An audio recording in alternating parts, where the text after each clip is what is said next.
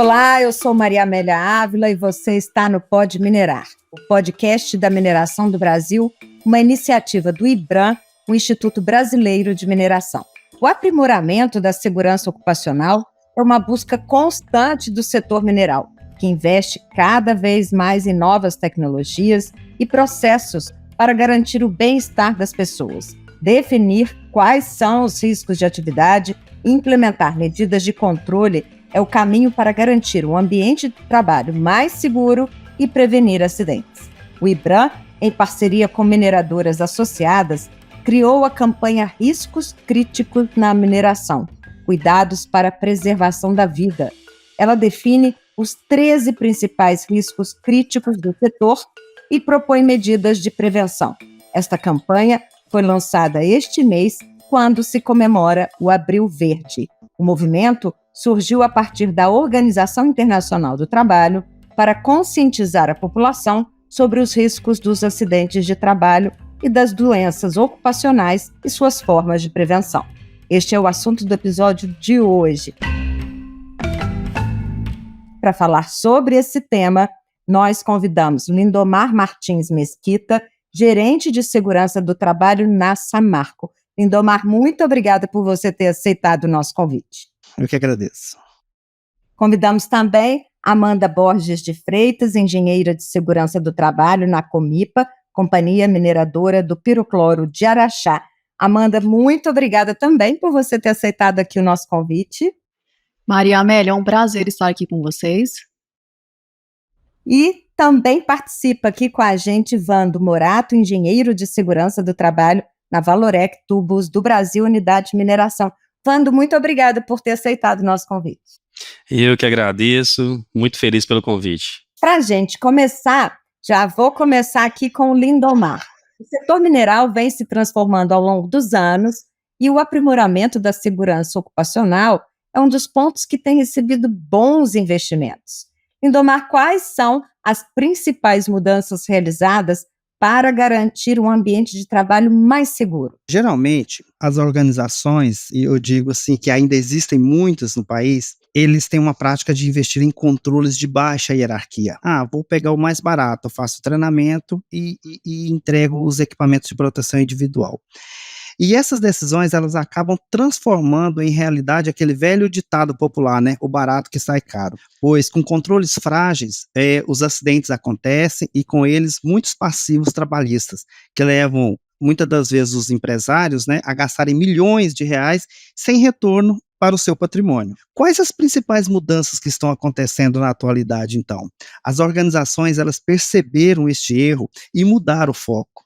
Cada vez mais temos pequenas, médias e grandes empresas investindo em controles de alta hierarquia, ou seja, aqueles capazes de eliminar a exposição do trabalhador a risco de alto potencial.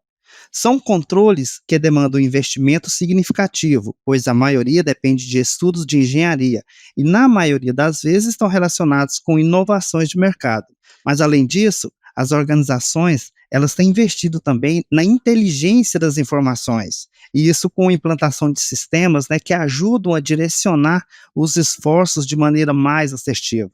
Um outro ponto que é possível, né, e que é importante comentar é o direcionamento de ações de implantação de medidas para controles dos riscos que são classificados como intoleráveis ou substanciais. São aqueles riscos de alto potencial e com alta exposição. Essas ações, em conjunto, contribuem para que o ambiente fique cada vez mais seguro. As minerações perceberam isso, perceberam que o sucesso é fazer controle de alta hierarquia e partiram para essa boa prática. Agora, para garantir a implementação de uma cultura de segurança nas empresas e uma gestão de riscos, com medidas que visam reduzir acidentes e doenças ocupacionais, é o primeiro passo para se antecipar aos riscos e estabelecer as prioridades para a segurança, Amanda? Maria Amélia, é exatamente isso. Através do desenvolvimento da cultura de segurança, a gente consegue enraizar práticas, conceitos e ações na percepção dos empregados. Dessa forma, as pessoas passam a seguir as regras por terem consciência de sua importância e não por terem medo de serem penalizados. Esse processo todo, ele traz muito amadurecimento para a equipe. Uma equipe sem cultura de segurança tem a tendência de não assumir as responsabilidades e acredita que a prevenção de acidente é uma questão de sorte. E, infelizmente, essa é a realidade de muitas empresas que a gente vê por aí. Já uma equipe com essa cultura desenvolvida, ela é uma empresa madura, uma equipe madura, e as pessoas se sentem preparadas para agir conforme necessário, para trabalhar com segurança e assumem responsabilidade por si mesmo e pelos outros. Em resumo, com a cultura de segurança implementada, as pessoas passam a ter mais consciência das atividades a serem realizadas e definem com maior assertividade a forma de execução. E é exatamente esse caminho que a gente busca, né? Buscar e alcançar essa cultura de segurança, porque através disso a gente vai conseguir ótimos resultados em segurança do trabalho. Empresas são formadas por pessoas que exigem atenção e cuidados. E esta atitude é o primeiro passo antes de se falar em risco crítico, ou seja, cuidar das pessoas. Qual o maior desafio para colocar em prática ações que priorizem o cuidado mútuo, Lindomar? Então, a Amanda, ela fez um comentário muito importante aí, que eu vou até fazer um link nessa minha resposta. Por quê? Porque as empresas, elas vêm percebendo, assim, que a evolução da segurança do trabalho é de fundamental importância, as pessoas dentro desse contexto. Estudos, né, para mapeamento da cultura de segurança estão sendo implementados, investimentos estão sendo feitos para direcionar esforços para o desenvolvimento das pessoas, isso para verificar o seu estágio de maturidade. Outro fator muito importante está no fortalecimento de traços culturais relacionados aos valores da organização. Essa capacitação sistêmica, né, das lideranças e os aspectos de segurança voltados para a parte de clima e cultura faz parte desse processo de evolução cultural. E com isso, gente, não tem como você ter um nível elevado de segurança ou melhorar a maturidade de segurança da organização sem o envolvimento da liderança.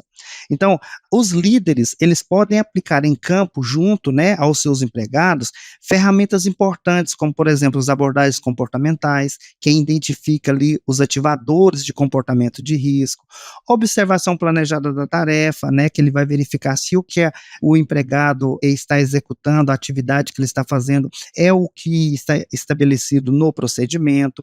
Ele tem a oportunidade de fazer o reconhecimento das boas práticas. Então, este corpo a corpo do líder com as equipes operacionais e colocando segurança como valor, isso faz uma grande diferença. E mais do que isso, ele sendo o exemplo. Ele sendo exemplo para o seu liderado. Isso aí é que faz a diferença no processo e faz uma transformação, digo, uma transformação muito forte, com grandes mudanças nas organizações, quando a fala do líder está alinhada com a prática dele no dia a dia. Vamos colocar o Vando aqui na conversa também, né? Foram mapeados riscos críticos que comprometem a segurança durante a execução de uma atividade em diversos setores. Vando, é possível destacarmos quais comportamentos que podem aí comprometer a segurança do trabalhador e de seus colegas, né? O que pode ser feito? É possível destacar alguns comportamentos, sendo que todos estão relacionados à cultura, ao meio que o profissional está inserido. Sendo que o mais importante, né, dos comportamentos, de acordo com o meu ponto de vista, é manter a disciplina operacional. O que é disciplina operacional? Disciplina operacional é o empregado cumprir as regras, diretrizes e procedimentos durante as realizações das tarefas, mesmo que esteja sozinho em um local onde que ele não possa ser visto. Mas alguns fatores, determinam o comportamento do operacional. Se o empregado possui uma liderança complacente, permissiva com os riscos, provavelmente terá comportamentos inseguros e não preocupará em cumprir regras, procedimentos, diretrizes, não preocupará ali com o cuidado genuíno, com o colega de trabalho. Mas, assim, o importante é que se pratique uma política de reconhecimento e consequência nas empresas e também que os líderes insiram na sua rotina a segurança do trabalho até que se torne uma qualidade intrínseca e que aquilo faça parte da sua vida. Agora, Vando, a partir da automação, é possível afastar o trabalhador de alguns riscos inerentes à sua atividade, né? Como é que esses processos de automação influenciam na organização do trabalho e na gestão dos riscos e como que o setor mineral tem se beneficiado dessa tecnologia? Além de um imperativo moral e ético, né, garantir a segurança do trabalho é uma prioridade estratégica para a indústria, uma vez que pode gerar enormes prejuízos operacionais e financeiros e também comprometer a licença de operações das unidades produtivas. Falando em automação, por exemplo, a norma regulamentadora número 12, que tem força de lei, ela define técnicas, procedimentos e medidas de proteções para operadores de máquinas e equipamentos. Com isso, a automatização das máquinas e até mesmo de processos afasta os trabalhadores de riscos críticos, beneficiando o setor de forma contundente, né? Como exemplo, eu gosto de citar muito a utilização de caminhões autônomos, né, onde os equipamentos eles trabalham por GPS e sistemas que controlam o fluxo logístico dentro das empresas. E também uma prática na mineração onde trabalho é a utilização de drone para levantamentos topográficos, né, para verificar um avanço de lavra e realizar o planejamento de curto prazo. E com a chegada também, né, pessoal, do 5G, ainda teremos muitas evoluções no setor de automação. E com isso, as práticas, né, e a tecnologia aplicada ao trabalho, ela afasta as pessoas dos riscos críticos, protegendo os colaboradores aí de ter ocorrências graves, severas, né, no seu dia a dia. Ovando, o IBRAM, em parceria com mineradoras associadas, mapeou os 13 principais riscos críticos do setor mineral. Qual a principal preocupação de vocês ao definir esses 13 riscos, né? São só esses também? Ou tem outros? Sim, foi um trabalho valoroso que o IBRAM conduziu junto com as mineradoras, e a maior preocupação quando definimos os riscos críticos foi realmente garantir a integridade, né, física, moral e psicológica dos colaboradores. E quando definimos lá os 13 maiores riscos críticos, foi pensando em histórico de ocorrências, severidade e potencial. Pensamos também na exposição e frequência. Imagina, a empresa que estou trabalhando possui um fluxo de carreta que varia entre 1.000 e 1.200 carretas diariamente, né? Fora os caminhões e equipamentos internos, são aproximadamente 200 equipamentos em operação. Então, é uma exposição muito grande e realmente é um risco crítico, né? Então, pensando em uma empresa de grau de risco 4, como são classificadas as mineradoras, temos uma infinidade de outros riscos que são controlados através de medidas de engenharia, procedimentos, sinalizações. Então, falando se tem outros riscos, temos muitos, né? Mas tem sempre uma medida de controle para que seja mitigado ali mesmo, né, a ocorrência de acidentes. E falando de risco, até mesmo o Ministério do Trabalho, ele possui uma nota técnica, se não me engano é a nota técnica número 128, que ela cita que não existe risco zero, mas que as empresas têm que investir em medidas de controle para garantir a integridade dos empregados. Faz até uma menção ao que o Lindomar falou, que as empresas percebeu essa necessidade de investir, né, em processos e também em pessoas. Uhum. Agora, desses 13 riscos mapeados, 4 foram definidos como foco da campanha agora de 2023.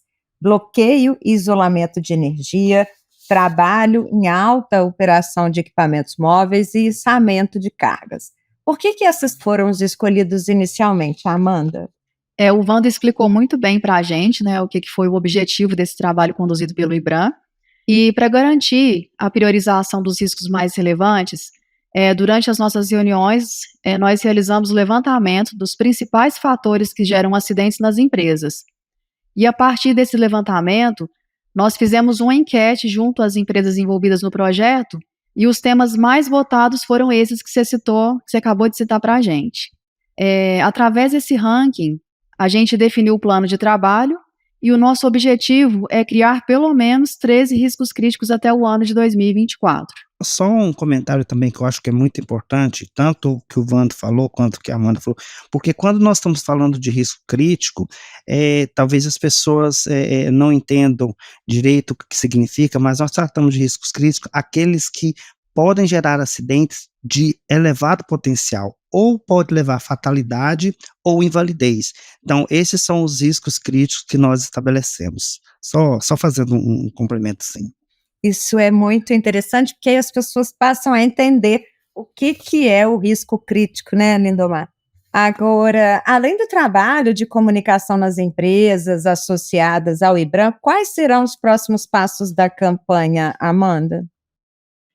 Os próximos passos em relação a esse trabalho será verificar como está a evolução das empresas em relação a esses requisitos. E para conseguir mensurar, para medir isso, o IBRAM disponibilizou uma plataforma e, através desse preenchimento, a empresa indica o seu percentual de atendimento. E esse preenchimento ele será realizado nos meses de junho e dezembro desse ano. Na etapa inicial, conforme a gente disse anteriormente, a gente priorizou 4 riscos críticos e, para dar continuidade a esse importante trabalho, incluímos outros 4 novos riscos críticos no plano de trabalho aqui do nosso grupo. As empresas participantes, elas compartilham com o grupo as medidas adotadas por cada uma delas, para que juntos a gente elabore o padrão IBRAM, que é exatamente o padrão que a gente espera que as empresas atendam para a gente garantir a integridade de todas as pessoas envolvidas no processo.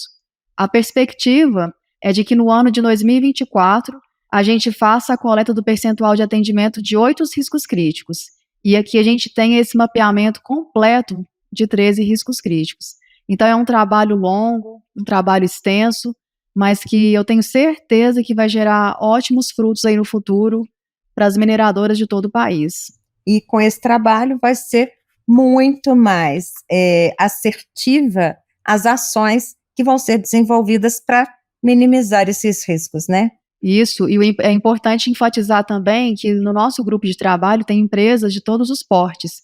Isso também auxilia para que as empresas de menor porte, elas busquem conhecimento com aquelas mais evoluídas e também para que a gente parametrize soluções que sejam tangíveis para todo o grupo.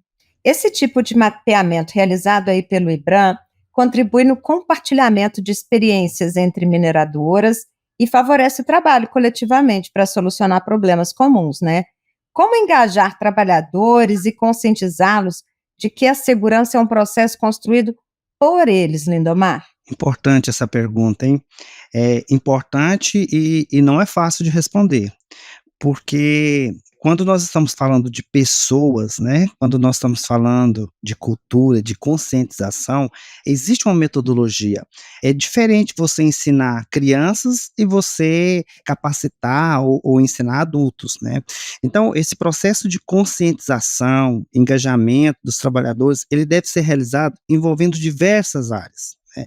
Sendo capacitação técnica, orientações de segurança, disponibilidade de recursos, ações voltadas para motivação, clima de trabalho e o desenvolvimento de uma cultura de segurança. Para potencializar, né, esse engajamento, as ferramentas preventivas que você aplica no dia a dia, elas precisam ser construídas com o envolvimento dos empregados. Isso tem que fazer sentido para ele tem que entender por que ele está aplicando aquela ferramenta e qual a importância de aplicar aquela ferramenta. E aí, um processo de educação para adultos, né, baseado na andragogia, onde você vai ensinar um adulto e ele faz parte da construção daquele treinamento, isso traz uma grande diferença, porque o nível de absorção de conhecimento dele é muito maior. A isso associado ao que eu já havia comentado, ou seja, o líder sendo exemplo para seus liderados, né? O líder falando de segurança e praticando corretamente o que ele fala, isso traz um impacto positivo e de grande transformação organizacional. Aí eu vou usar aqui uma palavrinha que o Vando comentou na resposta dele, de fundamental importância dentro das organizações, que chama-se disciplina operacional. O que é essa disciplina operacional? Quando os seus empregados, ele tem o conhecimento, ele está capacitado e ele sabe o porquê que ele precisa de seguir um procedimento, por que ele tem que usar um equipamento de segurança, por que ele tem que usar uma ferramenta adequada e não improvisar uma ferramenta, por que ele tem que fazer um planejamento adequado. Isso tudo leva o empregado a ter essa disciplina operacional, o que vai fazer com que o trabalho seja melhor planejado, seja feito com a maior rapidez, com maior segurança e com a maior produtividade. Então, é um conjunto, né, que traz aí um bem comum para todos. Vando, o Lindomar falou aí sobre essa questão do engajamento dos trabalhadores, a Amanda falou sobre os próximos passos da campanha. E qual que é a expectativa de vocês em relação à campanha Riscos Críticos na Mineração, Cuidados para a Preservação da Vida? Então, a nossa expectativa realmente é difundir as boas práticas de cada empresa e também alertar as outras empresas, né, de todos os setores, fazendo realmente um alinhamento entre as empresas para focar nesses riscos críticos, né? Então, nós temos aí históricos de acidentes severos nos riscos críticos que foram levantados por nós, né, juntamente com o IBRAM. Então, a expectativa realmente é ter essa troca e compartilhamento de ideias e alertar mesmo todas as empresas, né, para manter o foco nesses riscos críticos. A gente sempre trabalha nesse grupo justamente com o foco de compartilhar aí as boas práticas que as empresas elas realizam, porque o principal objetivo nosso é garantir a integridade das pessoas. A gente aqui ao longo dessa discussão falou muito a respeito disso, e o nosso foco principal, eu acho que uma forma de abordagem que mexe bastante com o pessoal também, é quando a gente coloca questões familiares na discussão. Então a gente preza para que as pessoas voltem para casa em segurança, porque existem pessoas que dependem delas, existem pessoas que estão à espera delas, né? E o objetivo principal desse trabalho é garantir a integridade de todo mundo que está envolvido no processo.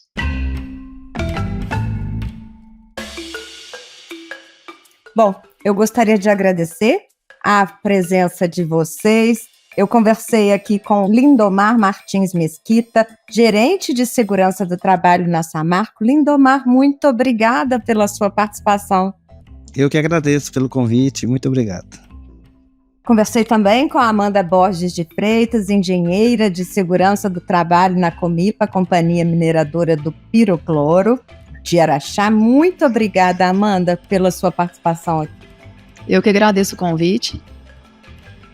E, por último, também conversei com o Vando Morato, que é engenheiro de segurança do trabalho na Valorec Tubos do Brasil, unidade de mineração. Muito obrigada também pela sua participação, Vando. Eu que agradeço o convite. O Pode Minerar é o podcast idealizado pelo IBRAM e está disponível para você por aqui semanalmente. Para não perder os próximos episódios, siga o podcast no seu agregador de áudio favorito. Para saber mais sobre a mineração do Brasil e o trabalho do IBRAM, acesse www.ibram.org.br e não deixe de nos acompanhar por aqui semanalmente. Um abraço e até o próximo episódio.